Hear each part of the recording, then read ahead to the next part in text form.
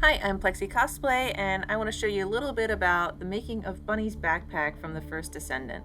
So we used beardless props to help us model the backpack.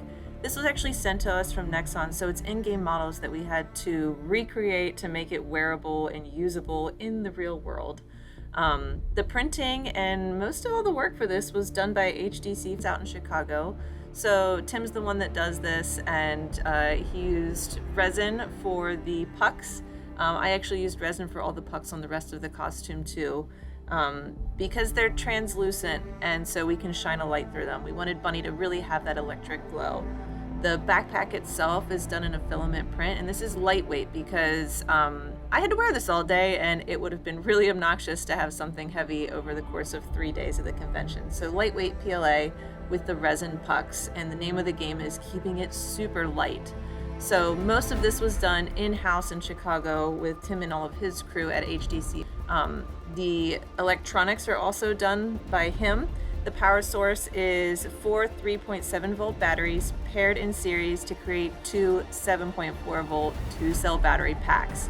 This is with a 5 volt step down converter. That powers an itsy bitsy NRF52840 running a Beaconics.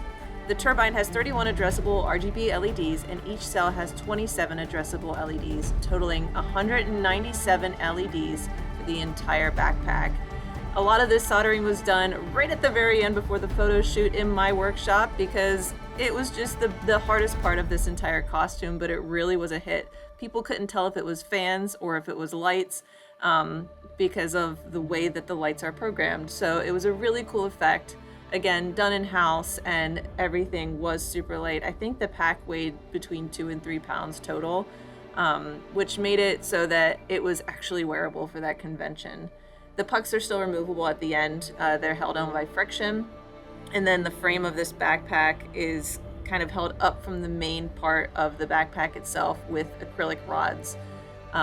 So this is the end result. I think it looks really cool. I know that the devs for the first Descendant and Nexon were extremely impressed with this one, and it is, of course, Tim's pride and joy now. So thanks for watching. If you have any questions, leave them in the comments below. We'll see you next time.